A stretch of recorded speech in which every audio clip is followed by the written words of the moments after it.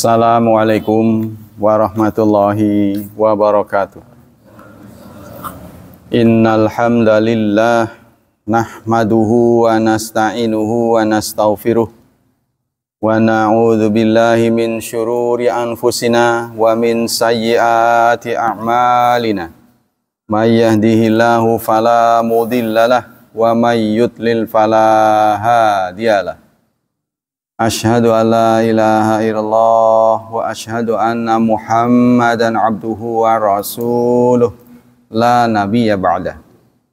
Allahumma salli wa sallim ala nabiyyina Muhammad sallallahu alaihi wasallam wa ala alihi wa sahbihi wa man sara ala nahjihi ila yaumiddin, amma ba'd. Surat berapa? Ayat berapa? 58 sekarang ya.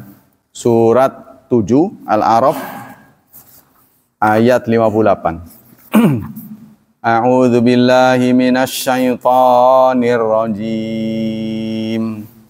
Bismillahirrahmanirrahim.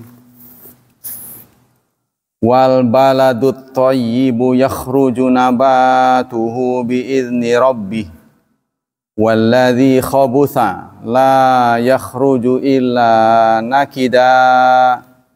Kadzalika nusarriful ayati liqaumin yashkurun.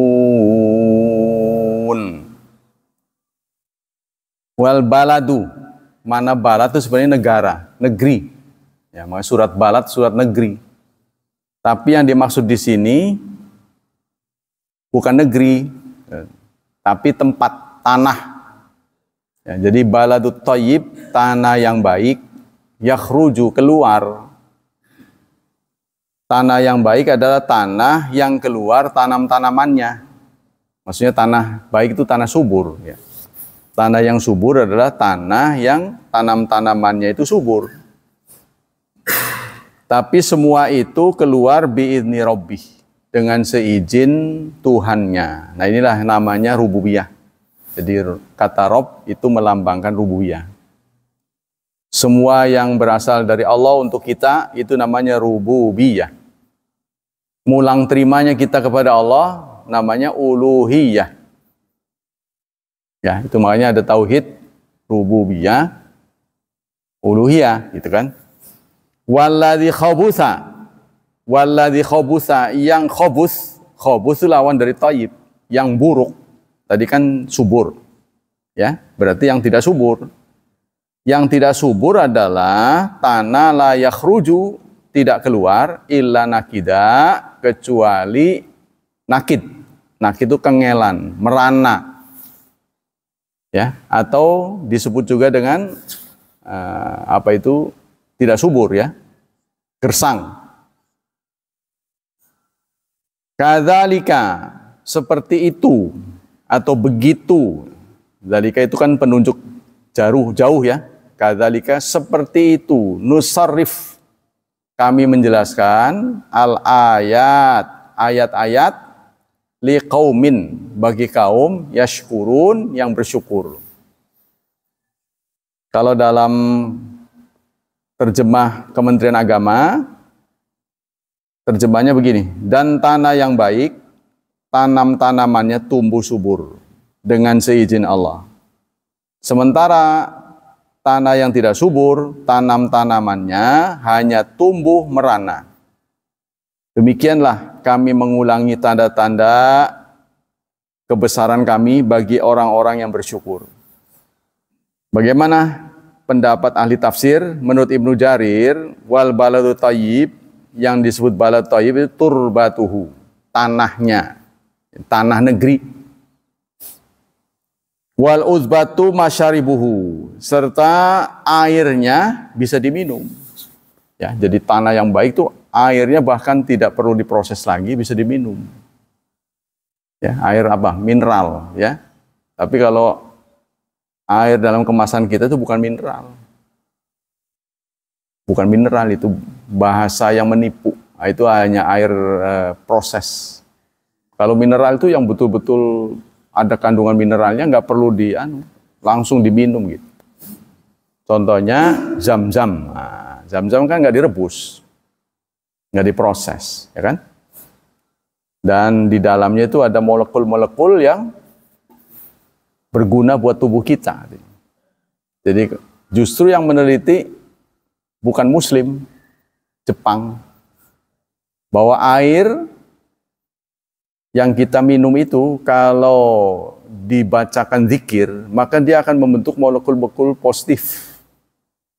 Katanya itu. Sementara kalau kita mengumpat sebelum minum tuh marah-marah, itu dia akan membentuk molekul jahat. Itu menurut penelitian siapa saya lupa itu. Seorang profesor dari Jepang. Nah, diteliti juga, masuk penelitian dia itu air zam-zam. Kenapa air zam-zam bisa dikonsumsi tanpa harus diproses dengan cara apapun, dialirkan begitu saja. Nah, dilihat itu molekul-molekulnya beda dengan air biasa. Rasulullah sendiri mengatakan zam-zam 5 syuribalah. Zam-zam tergantung niat minumnya. Jadi kata Ibnu Jarir, tanah yang baik adalah tanah yang subur. Dia akan mampu menumbuhkan tanam-tanamannya. Indonesia ini subur sekali. Hampir seluruh tanaman-tanaman, jenis tanaman di dunia ada di Indonesia. Cuma pengelolaannya itu. Ya. Warga banyak yang pinter. Tapi kadang-kadang kepinterannya ini tidak diangkat oleh negara. Kalau saya bandingkan dengan Thailand, negara Thailand itu sangat menghargai kecerdasan warganya. Jadi ceritanya ada sebuah kebun, tempat destinasi turis di sana itu. Saya datang ke sana, saya lihat biasa-biasa saja tanamannya jika dibanding Indonesia. Banyak begitu mah dibuang-buangin. Yang tanaman kayak bangsa di kuburan gitu. Di sana dipelihara dengan baik, di Thailand itu. Itu karena disubsidi oleh pemerintah. Jadi dibuat beraneka tanaman. Nah, kalau Indonesia mau begitu, waduh. Ya, kita dilihat dari anggreknya saja sangat menawan, berjenis-jenis. Tapi sekarang kan semangat untuk peliharanya udah menurun kan? Nanti kumat lagi. Kita nggak konsisten. Kita lanjutkan. Sementara tanah yang tidak subur, dia tidak akan keluar tanam-tanamannya kecuali kayaknya kengelan, jadi kecil gitu kan? Kecil. Nah itu, nakida, kecuali nakid. Wa kadzalika demikianlah nusarriful ayat, kami menjelaskan ayat-ayat liqaumin yashkurun, bagi kaum yang bersyukur. Kadzalika nubayyinu ayatan ba'da ayat wa nudli bi hujjatin ba'da hujjah wa nadribu masalan ba'da masal liqaumin yashkurun. Jadi kata ahli tafsir, maksud ayat ini bukan hanya untuk cerita, bukan hanya untuk berita, ya, bahwa tanah subur, tanah yang tanam-tanamannya banyak. Tanah nggak subur, tanah yang tandus. Bukan itulah, kalau hanya berita begitu semua orang juga tahu. Tapi kalau selevel wahyu ini turun hanya untuk menjelaskan itu, buat apa? Ya, tanpa wahyu pun semua orang ngerti. Apa tanah subur? Ya tanah yang tanaman itu, Pak. Nggak perlu wahyu pun tahu. Nah, kata para ahli tafsir, ayat ini sebenarnya kiasan. Ya, kiasan untuk siapa? Untuk orang. Ya, jadi artinya apa? Waddalatu ala ikhtilafi qabiliyatin nas lil huda wal intifa'. Nah, ini respon manusia terhadap wahyu. Jadi air ini diibaratkan wahyu. Ya, tanah diibaratkan manusia. Ya, jadi tanah ini merespon air itu bermacam-macam. Jadi ada yang airnya banyak, tapi tetap aja tandus, nggak subur. Tapi ada yang hanya disirami sedikit, dia subur. Nah, begitupun manusia dalam menerima wahyu. Ya, ada yang merespon dengan full, menerima semuanya, diamalkan. Nah, jadi ada yang mengamalkan. Ada yang sekedar tahu saja, ngerti, mempelajari, ya, seperti teman-teman di perguruan tinggi, hadis-hadis berkaitan dengan dengan ayat ini, ya, dari Abi Musa, dari Nabi, mathalu ma ba'athani labi minal hadyi wal ilmi kamathali ghaisil katsir. Perumpamaan risalah yang aku bawa ini tentang petunjuk dan ilmunya seperti hujan. Ya, jadi ini perumpamaan saja.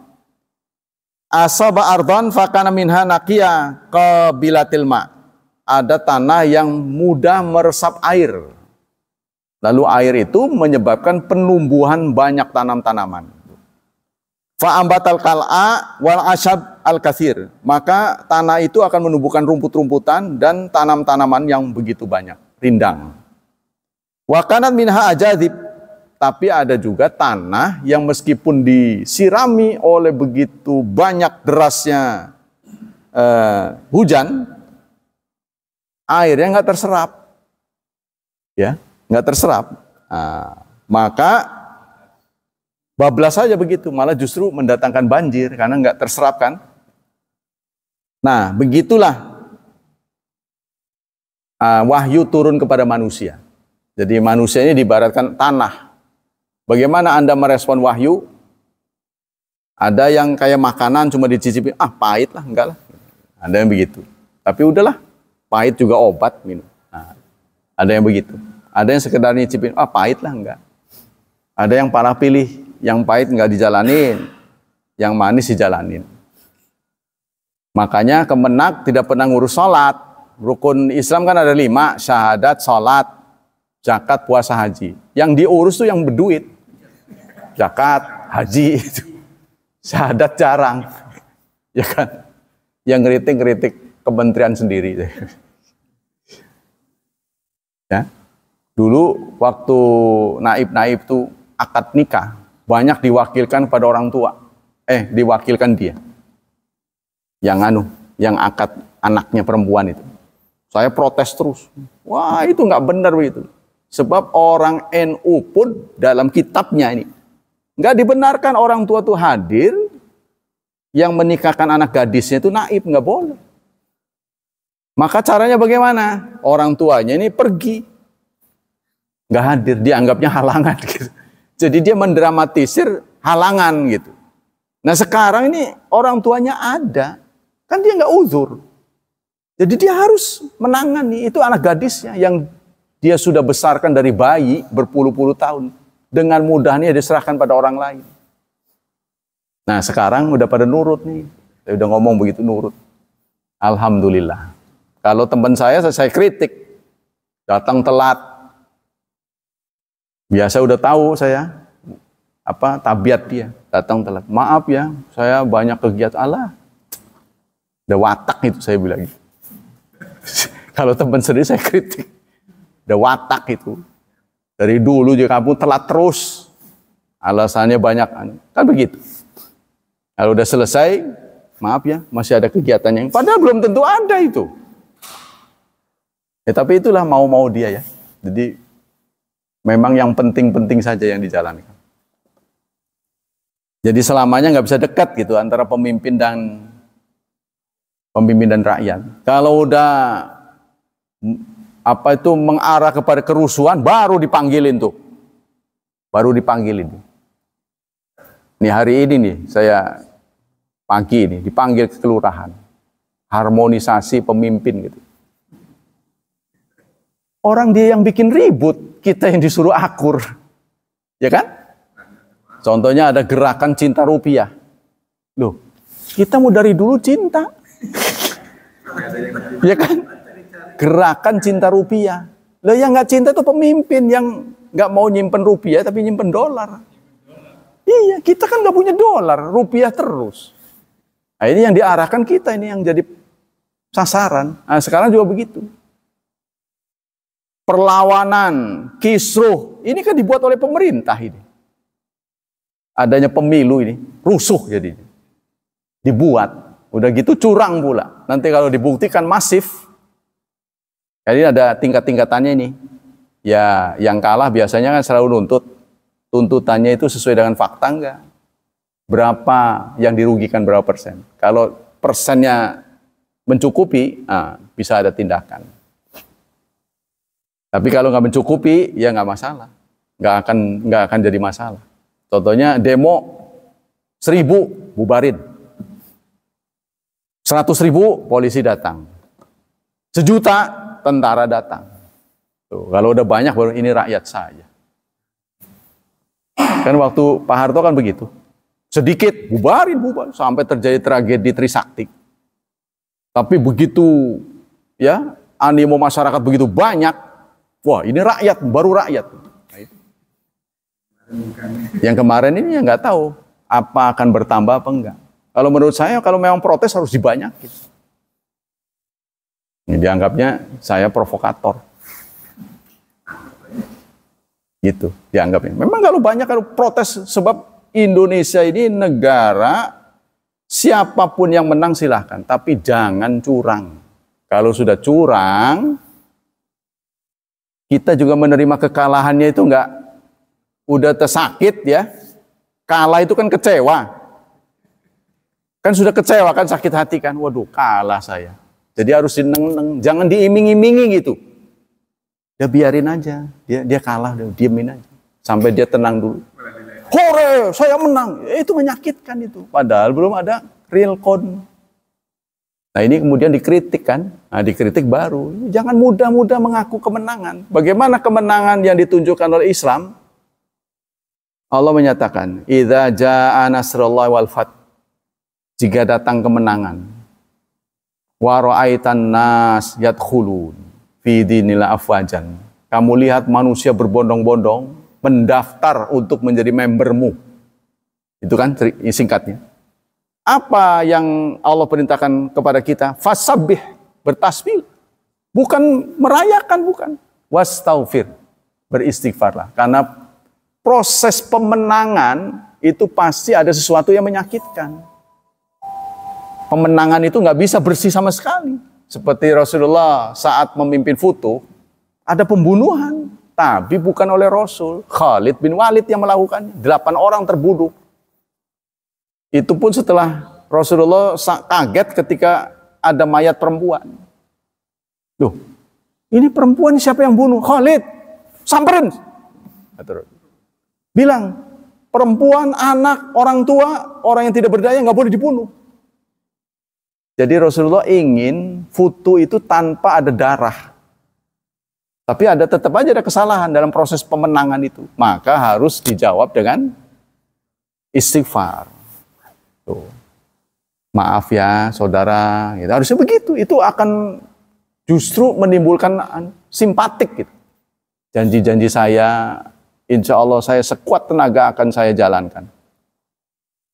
Ya, walaupun ya gimana ya, makan siangnya jangan buru-buru. Iya, saudara kan bisa jadi ukuran saudara. Pemerintah menyediakan makan siang cuma sekali kan, kita makan 3 kali.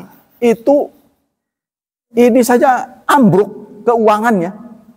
Ditahan, diundur sampai 2029. Bayangin, cuma makan siang, apalagi kalau 3 kali. Ya Allah, di mana kemakmuran Indonesia?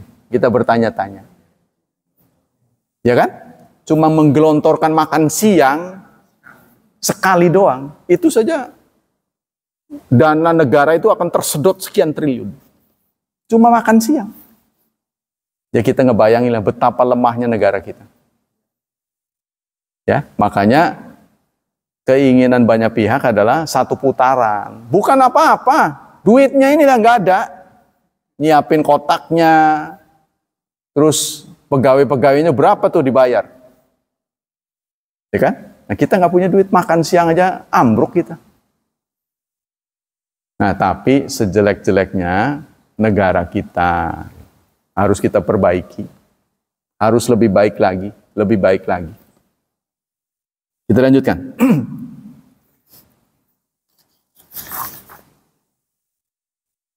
Nah, kata Hafidz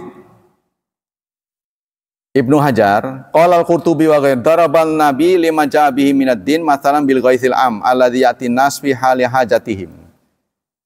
Jadi ayat ini bukan ingin menyampaikan tentang tanah subur, bukan. Kalau tanah subur adalah tanah yang menumbuhkan tanaman, yaitu nggak perlu wahyu juga ngerti orang mah, ya kan? Coba orang yang nggak ngaji ditanya, apa tanah subur? Ya tanah yang nggak perlu wahyu pun juga ngerti.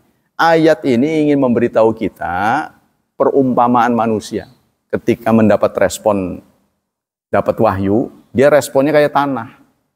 Ada yang menyerap, ya, terus timbal baliknya adalah tanahnya subur. Dalam waktu singkat subur. Tapi ada yang hujan terus-terusan, kayaknya kayak nggak mempan gitu.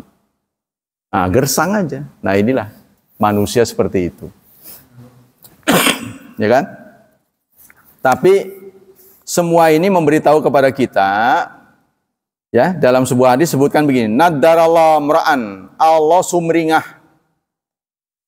sumringah melihat kenyataan seseorang. Sami'a makalati, dia mendengarkan makalahku. Dia mendengarkan omonganku, kata Rasulullah. Fa'adaha kama sami'aha, lalu dia mengamalkan isinya. Tuh, Allah itu sumringah. Ya, menyaksikan seorang hamba Allah setelah ngaji diamalkan. Tapi isi pengajian itu ada yang membutuhkan kesepakatan. Contohnya hukum pidana, kan membutuhkan kesepakatan. Ya kalau belum sepakat ya sudah. Kita nggak bisa memaksakan. La ikraha fiddin. Tapi urusan-urusan ibadah, ya nggak perlu ada kesepakatan. Bulan Ramadan tiba, nggak perlu minta izin lurah, RT, RW. Saya besok mau puasa Pak. Nggak usah itu Pak. Urusan ritual. Ya kan? Nggak usah izin itu mah ritual. Mau apa? Nggak usah. Nah, pada saat ayat turun, Nabi itu ummi. Nabi itu nggak bisa baca tulis, tidak punya istilahnya pengalaman belajar. Begitu juga sahabat-sahabat. Sehingga ada kata-kata begini, jika kamu istighfarkan dia 100 ya safirahum sab'a marat mi'ata marah 100 kali sekalipun Allah tidak akan mengampunimu. Allah tidak akan mengampuni mereka. Apakah bisa diartikan supaya diampuni 101 aja? Bukan, tujuannya bukan itu. Kata 100 di sini itu untuk menunjukkan sebanyak apapun. Sama dengan dulu ya, kita menyatakan 1000 itu banyak. Sehingga orang Indonesia populer mengatakan saya ucapkan beribu-ribu terima kasih. Nah, sekarang nilai uang kita melorot. 1000 itu kecil. Ya, kita kasih buat parkir aja dilempar mungkin. Timpuk. Jadi dalam bahasa Indonesia mengatakan saya ucapkan beribu-ribu terima kasih sudah dianggap salah sekarang ini. Sekarang ini. Padahal dulu mah beribu-ribu terima kasih. Boleh itu, sopan itu. Sekarang beribu-ribu itu dianggap kecil. Jadi harus diganti dengan banyak. Saya ucapkan banyak terima kasih. Nah, itu bahasa Indonesia yang benar sekarang ini. Ya, karena dulu 1000 itu kecil. Nah, begitu juga dalam Quran. Walaupun kau istighfarkan dia 100 kali. Ini jangan disalahartikan kalau begitu 101 aja supaya diterima oleh Allah. Bukan begitu. Sebanyak apapun maksudnya. Gitu. Takutnya kan kita jelingar gitu kan. Ya, jadi ini ayat ini menyatakan, mengkiaskan tentang hati kita dalam merespon agama Islam. Sebenarnya respon kita terhadap agama Islam itu sudah tercakup dalam suratul Asr.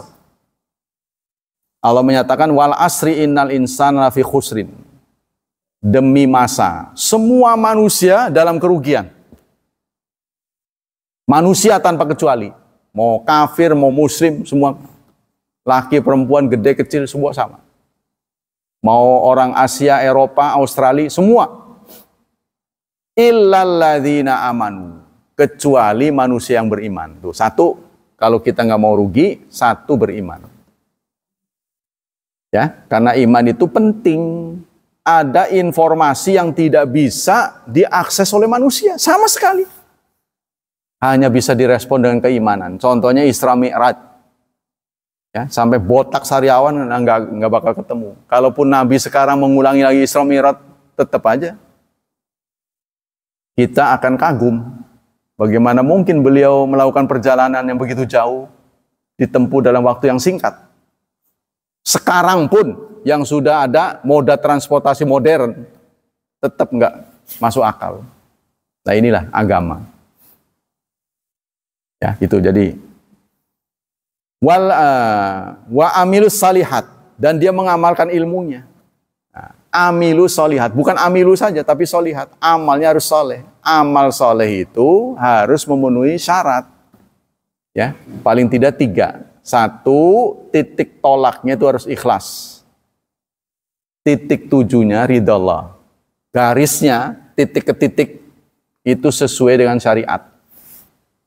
Kalau masalahnya ritual, harus terpenuhi 6 kecocokan. 6 kecocokan. Kalau ritual, cocok waktunya. Ya kan?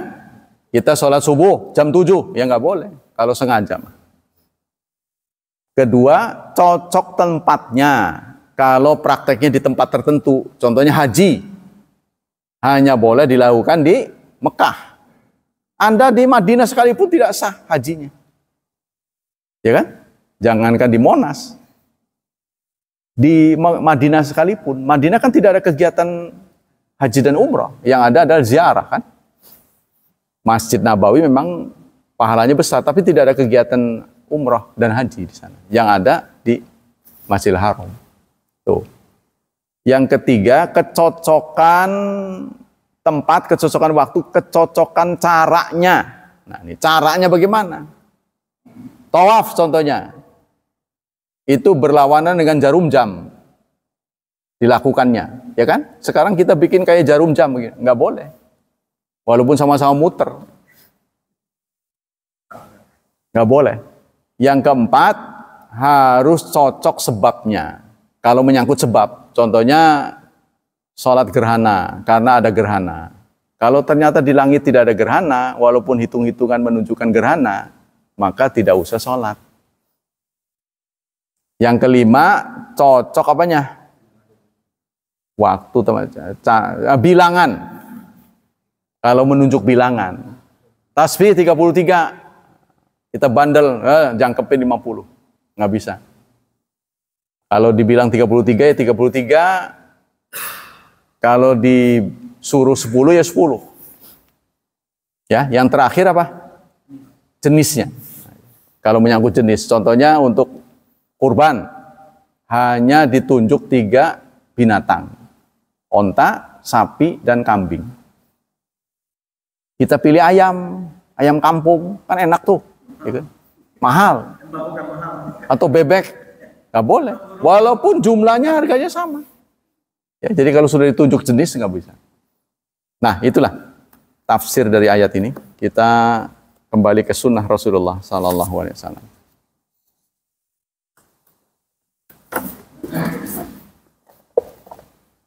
Bismillahirrahmanirrahim. Masih tentang babut tayamun fit tuhur wa ghairi. Bab menggunakan anggota tubuh kanan. Nengen. Kalau bahasa Jawanya nengen. Dari Aisyah qalat kana Nabi yu'jibu tayamun. Rasulullah sangat kagum dengan tayamun. Nengen. Jadi nengen itu ternyata khas Islam. Di luar sana tidak ada nengen itu, perintah untuk kanan itu. Siapa yang memulai suruh kanan itu? Ya kan? Yang jorok-jorok pakai kiri. Contohnya cebok kan pakai kiri. Ini ternyata ajaran Islam. Khas ajaran Islam. Jadi di luar sana enggak. Ya, bahkan kita tidak boleh apa itu menarik tempat itu dengan, saya lupa ya, membuka pintu WC itu dengan tangan kanan apa? Saya lupa itu. Itu nggak boleh. Pokoknya tempat yang jorok tuh. Jadi harus pakai tangan kiri. Nah, dengan kita konsistensi dengan tangan kiri, kuman ini tidak nempel di dua tempat. Sebab itu kan buat makan, buat masuk. Kalau ini buat yang jorok-jorok. Nah, di zaman dulu memang belum ada sabun. Belum ada cairan-cairan untuk disinfektan. Ya, kalau sekarang ada ya pakai. Kalau dulu belum ada. Karena itu cara yang paling sederhana dilakukan oleh Rasulullah untuk melindungi sahabatnya dari penyakit yaitu. Ya, jadi kanan katanya, tangan kanan. Jadi mendahulukan kanan ini pernah terjadi, ya apa itu istilahnya itu? Pernah cuci tangan. Cuci tangan itu melalui evolusi panjang. Jadi penelitian, kenapa di satu rumah sakit bersalin, ya, anak dan ibu yang melahirkan itu banyak mati. Tuh, di satu tempat tuh. Tapi di tempat lain banyak selamat. Kenapa itu? Contohnya Singapura ya, dengan kita, itu peluang harapan selamatnya lebih tinggi Singapura. Jadi kalau kita mungkin 10/1000, di sana itu paling 0 sekian gitu. Kenapa gitu? Apakah Allah berpihak pada mereka? Nah, ternyata berdasarkan penelitian, di tempat-tempat rumah sakit yang menyebabkan kematian, pada nggak cuci tangan. Dokternya tuh, penelitian dulu, kenapa ada anjuran cuci tangan itu? Pertama kalinya itu. Lalu dokter yang tahu bahwa cuci tangan ini ajaib sekali untuk menyelamatkan nyawa, ya walaupun pekerjaannya nggak seberapa gitu kan, nah, cuci tangan. Tapi ternyata banyak yang selamat. Itu malah dipecat oleh rumah sakit tempat dia berasal. Menghina dia nggak mau. Emang dianggapnya kita kotor. Sudah ditinggalkan sama dia. Akhirnya tuh banyak kasus. Nah, ternyata didapatlah kesimpulan betapa ajaibnya cuci tangan. Nah, untuk mendapatkan keajaiban cuci tangan itu mereka melalui proses panjang. Kalau kita kan hanya nurut aja gitu. Rasul ngomong begitu, kita nurut aja nggak. Rasul buat apa sih cuci tangan, boros-borosin air? Nggak begitu. Ya kan? Sahabat menurut aja. Begitu dievaluasi ada manfaatnya. Setiap bangun tidur, Anda mau ngapain suruh cuci tangan. Oleh Rasulullah, setiap bangun tidur, mau ngapain tak, mau duduk saja tak, pokoknya sunnah cuci tangan. Karena apa? Karena kamu nggak tahu waktu tidur tanganmu grepe-grepe gitu. Ngelayap kemana nggak tahu. Itu katanya gitu. Ya katanya gitu. Itu ternyata ajaib. Nah kita kembali. Jadi soal kanan ini khas ajaran Islam. Cebok untuk laki-laki itu khas Islam. Orang kafir tuh pada nggak cebok.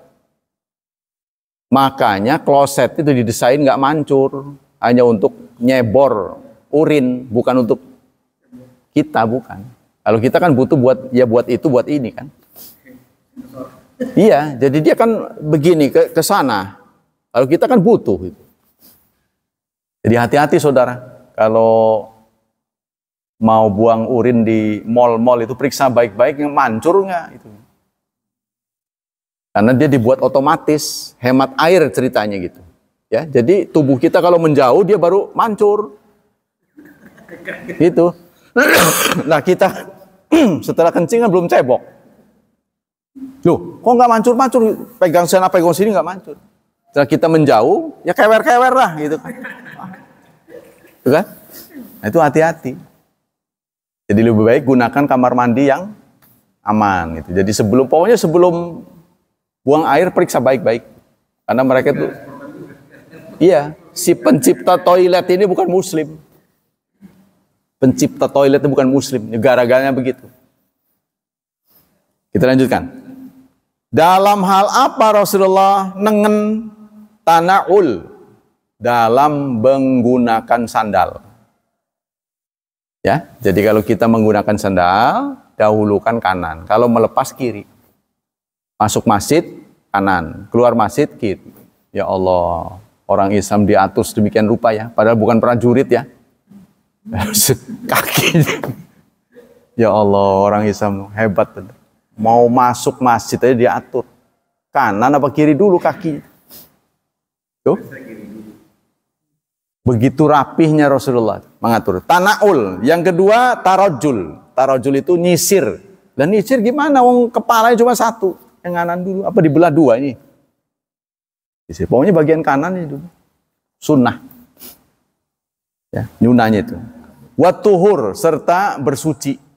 Dalam hal bersuci, dahulukan kanan dulu. Contohnya yang ada kanan dan kiri. Ya kan? Nah, kaki kanan, tangan kanan, nah itu dahulukan kanan. Wa fi sya'ni kulli, dan pada setiap urusan. Urusan yang baik, dahulukan kanan. Menerima sesuatu kanan. Salaman kanan. Begitu. Selanjutnya, babu jam fi sifati wudu'i Nabi. Sekarang cara berwudu. An Malik, an Amr bin Yahya al-Mazini, an abihi. Dari Amr bin Yahya al-Mazini, dari bapaknya. Qala li Abdillah bin Zaid bin Asim. Dia berkata kepada Abdullah bin Zaid bin Asim, wa huwa jaddu Amr bin Yahya al-Mazini. Dia adalah kakeknya Amr bin Yahya al-Mazini. Ya, jadi ini hadis-hadis ini ada yang sifatnya hadis keluarga.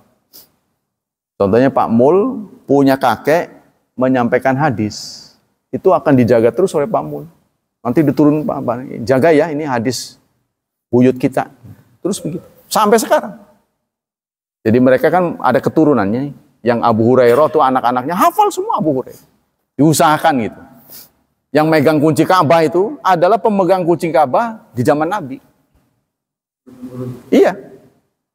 Jadi setelah Rasulullah datang ke Mekah, menguasai Mekah, kan mau masuk dia ke dalam. Ini siapa pemegang kuncinya? Si Fulan katanya. Tukang juru kuncinya di zaman jahiliyah. Nah, terus dia diserahkan kuncinya, dibuka oleh sahabat, kuncinya ini diambil. Nggak diserahin lagi pada situ. Ya, mungkin sahabat merasa ya kita sudah jadi pemenang gitu kan. Ya, yang ngurus kita lah. Tapi Rasulullah melarang, jangan. Serahkan lagi pada dia. Atas perilaku Rasulullah ini, si pemegang kunci itu Muslim. Terharu sekali dia. Ternyata jabatan saya masih diakui. Pegang ini. Pegang kunci ini sampai keturunanmu. Makanya sekarang yang megang itu keturunan dulu-dulu. Yang boleh ganti Ka'bah, Kiswa itu keturunan. Keturunan. Jadi nggak boleh sembarang orang, apa kata di sini? Nego ya? Dulu tuh. Berapa? Kamu berapa? Ganti apa itu namanya? Ya tender. Gak ada. Gak ada tender. Jadi udah pokoknya diplot dia ya dia terus. Jadi sudah keturunannya. Begitu ya, dipegang teguh oleh kerajaan Arab Saudi. Nah, sekarang menyampaikan tentang wudu. Hal nastati anturiani kaifa kana Rasulullah yatawadda? Apakah Anda bisa memperlihatkan ya, mendemokan kepada kami cara wudu Rasulullah? Nah, ini seorang sahabat bertanya pada sahabat, bisakah Anda mendemokan kepada kami, kepada saya, cara wudu Rasulullah? Faqala Abdullah bin Zaid bin Asim, maka Abdullah bin Zaid bin Asim mengatakan, na'am, ya, saya akan pertunjukkan. Fada abi wadu'in, beliau minta air, fa'afraga ala yadai, lalu beliau cuci tangan. Faghasala yadai maratain, kemudian beliau mencuci tangannya dua kali. Summa tamad mada, wastan salasan, kemudian beliau berkumur, serta menghisap air ya, lewat hidung kan, semprotin lagi, namanya istinsar, sisih. Summa ghasala wajahu salasan, kemudian beliau membasuh mukanya 3 kali. Summa ghasala yadaihi maratain. kemudian membasuh tangannya 2 kali, ilal mirfaqain, sampai sikunya. Summa masara sawbiyadai, kemudian beliau mengusap kepalanya dengan kedua tangannya. Nah, ini tidak disebutkan kalinya. Ketika mengusap kepala tidak disebut kalinya, sekian kali gitu, nggak ada. Sehingga ulama berijtihad bahwa untuk mengusap kepala itu cukup sekali. Karena tidak ada beritanya, sekian kali, nggak ada. Fa'akbara bihima wa adbara. Beliau mengedepankan dan mengkebelakangkan. Jadi cara mengusapnya, ya, ini dibasahin, terus mana ini? Dikedepankan begini. Jadi ini, dikedepankan begini, terus dikebelakangkan. Itu cara ngusapnya. Dan ini telunjuk ini masuk ke sini, ke sela-sela ini. Ini jempol ke luar. Nah, itu cara mengusapnya. Ya harus dilakonin, karena ini wudhu ini sering, lumayan dapat poin kan. Nggak kerasa, karena wudhu kan sering. Sudah ya.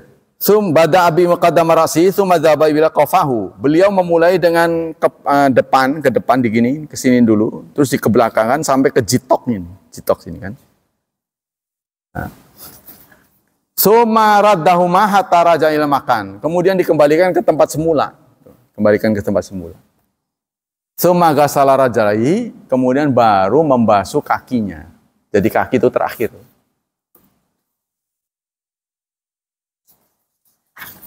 Wah, panjang ini, hadisnya banyak. Berarti wudhu ini sangat penting ya. Saya singkat ambil satu-satu hadis saja, kalau enggak kelar-kelar. Babu sifati wudhu Nabi min ghair hadath. Nah, bagaimana kalau beliau tidak berhadas? Ya, wudhu kan wajib kalau kita punya hadas. Gimana kalau kita tidak hadas? Contohnya dari maghrib ke isya tidak ada yang membatalkan wudhu. Ya, untuk sholat lagi itu sunnah wudhu. Kalau nggak berhadas kan wajib wudhu. Ya, wudhunya wajib. Tapi kalau masih ada wudhu, sholat wajib itu sunnah berwudu. Dari Nazan bin Sabrah, qala ra'aitu Aliyan radhiyallahu an salat dhuhra. Dari Nazal bin Sabrah, aku pernah melihat Ali bin Abi Thalib salat zuhur. Tsumma qa'ada li hawaijin nas. Kemudian beliau duduk untuk melayani manusia. Falamma hadaratil asr, saat sholat asar datang, jadi sholat duhur, ya, beliau banyak ceramah sampai asar datang, wudhunya belum batal. Utiya bitaur, beliau pun diberi air hangat. Fa akhadha min kaffan, lalu beliau mengambil satu kaf, satu ini ya, satu begini. Fa masabihi wajahahu wa dhira'ahi. Lalu beliau mengusap wajah dan dhiraknya. Wajah dan ini. Jadi satu begini dia pakai untuk wajah dan tangannya sampai ke hastanya ya, sampai ke siku. Wa rasahu rijlahi, serta kepala dan kakinya. Summa akhadha fadlahu fasyaribam qaiman. Lalu beliau mengambil sisanya dan diminum sambil berdiri. Jadi saat seseorang tidak batal wudunya, ya, Ali ini menunjukkan berwudunya itu sangat hemat. Jadi sekedar basah saja. Tuh, cuma segini cukup semuanya tuh. Sisanya itu diminum. Makanya dulu guru saya Kiai Muhaimin pernah mengatakan, air yang sah dipakai berwudu adalah air yang siap Anda minum. Artinya air yang steril. Ya, negara kita belum bisa steril ya, tapi ada satu tempat yang setiap keluar keran, apapun, dimanapun, itu bisa diminum. Katanya di sini KDL. Saya dengar KDL. Ya, jadi air yang keluar dari keran tuh, mau dari kamar mandi, mau tempat cuci tangan itu semuanya layak minum. Katanya, ya nggak tahu sekarang sudah alih milik ini. Apa masih begitu? Nah, di tempat-tempat yang higienis ya, itu memang begitu. Air yang keluar untuk umum itu boleh. Makanya kadang-kadang ininya terbalik kan. Di tempat-tempat umum itu kadang-kadang ininya terbalik. Jadi bukan begini, kerannya begini. Nah, dia ngapain ya? Jadi nggak pakai gelas. Di banyak tempat begitu. Saya lihat di Mekah juga begitu, tempat-tempat umum. Jadi saudara salah, beli air kemasan di warung itu salah. Kalau di Mekah mah, sebab yang keluar itu udah boleh minum. Jadi kita tinggal bawa itunya aja, botolnya isi. Gratis. Ya. Itu sebenarnya sudah pelayanan dari Arab Saudi yang sangat baik. Tapi kita malah cenderung beli. Semua air yang mengaliri buat cuci tangan, ke WC itu sama. Tapi kita terbiasa bersih, resik ketika air itu dari keran WC. Oh, kita nggak mau, marah-marah, menuduh Arab ini jorok. Bukan, itu sebenarnya air bersih semua. Yang buat nyebor kotoran juga air bersih. Yang di wastafel juga boleh minum. Kita nggak kolu gitu, pakai wastafel. Padahal itu air kemasan dari situ juga. Wong selangnya sama. Ya, sudah habis waktunya. Jadi apa kesimpulannya? Innanas yakrahu hadza. Kata Ali, banyak orang nggak suka ini. Tuh, kata beliau ya. Jadi air bekas itu diminum. Jadi makanya guru saya pernah mengatakan air yang sah buat wudhu adalah air yang Anda siap minum. Singkatnya air PDAM. Tapi belakangan M-nya ganti singkatan. Bukan minum tapi mandi gitu. Rusak. Karena nggak layak minum. Jadi beli lagi gitu. Aturan kita irit tuh. PDAM itu udah siap minum mestinya. Suma akhadha. Waqat ra'aitu Rasulullah yaf'alu hadza wa hadza wudu lima lam yuhdits. Padahal saya pernah melihat Rasulullah melakukan hal ini, kata Ali, ya. Jadi dia minum dari air wudu itu, bekasnya. Tapi banyak orang tidak suka, kata Ali. Padahal saya pernah menyaksikan Rasulullah melakukannya. Nah, itu ya. Ini wudu untuk orang yang tidak batal. Beda dengan yang tadi batal ya. Ini untuk yang tidak batal. Jadi yang tidak batal, wudu laginya itu hanya formalitas saja. Demikian, wallahu a'lam bishawab. Ada pertanyaan? Tidak ada ya? Semoga Allah melipat gandakan pahala kita. Semoga Allah berkenan melindungi dan menyelamatkan kita dari wabah dan fitnah, dari syubhat dan syahwat. Kepada anak-anak kita mohonkan semoga Allah berkenan memudahkan hidup mereka, menaburi penuh berkah, serta mentakdirkan mereka menjadi hamba Allah yang saleh dan salihat. Subhanakallah wa bihamdik asyhadu an la ilaha illa anta astaghfiruka wa atubu ilaik. Wassalamualaikum warahmatullahi wabarakatuh.